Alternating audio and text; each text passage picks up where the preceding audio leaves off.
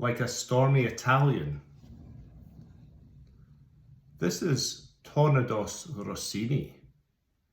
I do enjoy cow rump now and then, but this time I decided to treat myself to some dolphin-ass potatoes, which need some aromatically infused cream to get things going. I poured over it like an enthralling novel, then bunged it in the oven. Rustiness on your personal vehicle is no joke, but there are times where I particularly enjoy some car rot. In this case I've gone for a few wee baby ones, blanched and brushed in honey and dusted in salt and cumin, before they snuggled along in beside the potatoes in that toasty oven. It's sometimes tricky to know how long to cook a steak for, in order to reach the perfect pinkness, which for the avoidance of doubt is medium rare. You could go scientific and use timers and thermometers, but you also could just go in your gut, feeling.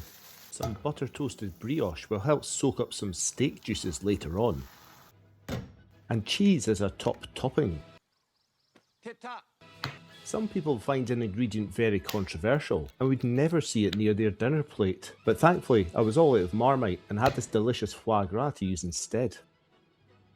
I sliced it up into individual pate patties before getting it sizzling in a pan like its steak precursor until it was cooked to absolute perfection.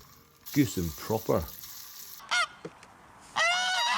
This dish needs some lubricant to help it slide down the gullet, so I started with a demi-glace base. Though if you're trying this at home and don't have as big an appetite, you could always go for a hemi-demi semi-glace instead if you like.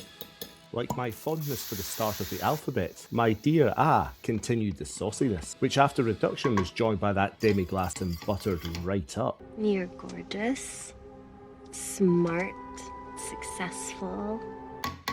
Avoiding shoving all the components of this straight into my face took some willpower and made this about as frustrating to assemble as an IKEA bookshelf. Now I did choose to eat this off a plate like a civilised lad, but that didn't stop me also using a truffle. And there you have it, stick that in your face.